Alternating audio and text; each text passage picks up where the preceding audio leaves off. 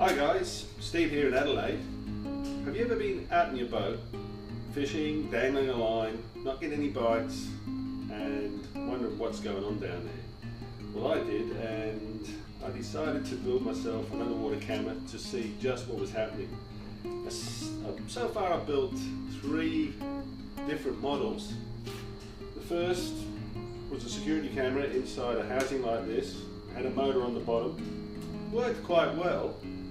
Took some good videos, but eventually water got past the motor shaft seals and ruined the motor. So the next 2 designs, all the motors and camera are all inside the housing. The second one I built was a pan tilt zoom camera, PoE, everything's controlled by one cable to the surface. The video feed, the panning and tilting of the motors, all controlled by just one cable. This camera would float with the boat, but having it moving around like that, and with a digital camera, it's constantly rebuilding the picture, and wasn't the best of quality. It was an expensive camera. It's probably Canon camera retails for about $600, but I was disappointed with the quality of it. So I went on to my third design and built my own pan tilt system with 2 small 12-volt motors, and I went on to AliExpress and just purchased the guts of a security camera and come up with this design. It's a bit heavy, it's a bit big, but I wanted to do that just to sort of experiment with different cameras. It works well. If I can reduce the weight, I think I'll have a really good solid system. But this camera takes 4K video, and the footage that come off Grange Tire Reef turned out really well. So I'll take you through and just show you a little bit closer look at these cameras. Okay, taking a closer look at the cameras. This is the second one I built. It's a Canon PTZ camera, pan tilt zoom. Everything's inside the camera. There's the camera there and a little lens. All the turning and tilting is all done by the unit. It's got the one cable going to the surface, and I would just have this floating in the water below the boat. So it's good for observing spots, looking for spots, keeping your eye on your crabs and stuff like that, keeping an eye on your burley pot, see if any fish are around. It worked quite well. I was just a little bit disappointed in the quality of it. Okay, having a bit of a closer look at the third camera I've built, which has got our own homemade pan tilt system on it. So I can turn the camera around, it'll go 360. You do have to keep an eye on direction when you're down on the bottom. And you can tilt it, you can tilt right up, you can tilt down.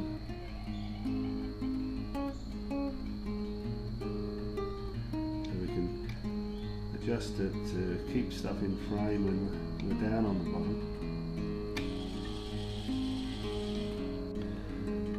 Looking at the top of the camera, you can see the cable inlets. We've got the Ethernet cable in the middle and the 2 power cables for the 2 motors. With the sealing of these cables, I just use normal cable glands into a housing I've made myself, which is machined out. I separate the cables because if you get a hole in the cable, water could go through the cable. So separate the cables and then surround the whole lot in epoxy, sealed off with epoxy. Works really well. These cameras have been down to 60 meters, no problems with leaks at all. Now looking at the cable reel, I've got about 40 odd meters of cable on there, Ethernet cable, and the rope to take the load. Yeah, Ethernet cable connection here, power for the motors there. Got a couple of floats on, got 3 floats on there to keep the cable clear of the camera when we're filming. Just explaining about the PoE system, power over Ethernet, for security cameras. I'll just explain the components in it. We have the camera. This is a good quality camera, purchased from AliExpress, 120 bucks, really good quality. Ethernet cable coming out of it,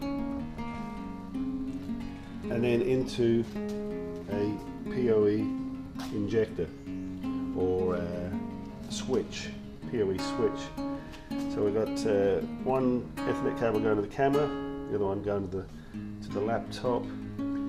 48 volt DC power supply, and here I've got a small transformer that converts 12 volt DC up to 48 volt DC to power the PoE switch, and then the Ethernet cable goes into the laptop and we can view the video, record the video. Things to consider when making a build camera: keep your motors inside the camera housing and the camera inside there. Keep the cable from the camera and any tilt motors going through the top so that they don't tangle around the bottom gearbox.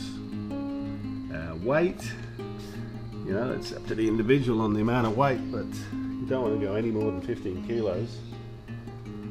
Floats. You want floats on your cables to keep your cable out of the camera view. The base, keep the base nice and wide. Here's a base I'm making up here. Just made it out of 316 stainless. Got some concrete in there to add a bit of weight. And it's got a little bit of height on there because you've got to get above the weed, which when you've got a tilt motor, that's handy for that. Or if you've got a camera like this one, you can of course float it well above the weed line. Motors, you've got some of the motors I've been using. This little one here is handy for the tilt motors. I'm going to be using these ones here for the rotation motor, and a couple of domes there, like that's a spare dome that I've used with that camera. And that bigger dome, actually, I did actually use that with the this camera here, but I didn't really like the sort of reflections I was getting off the top, and the problem with the cable wrapping around the bottom motor. So I modified it to this design, which this design's worked really well. The only thing wrong with it really is the weight. It's a little bit heavy when you're in a boat trying to pull it in. Once it's in the water, it's pretty good. The other thing too is if you make it too big, it becomes too buoyant, and you need more weight to get down there. So yeah, that's pretty much it, guys. Let's see if you want to build one. Yeah. Think of other better designs of what I've done, and maybe use plastic or yeah, good luck.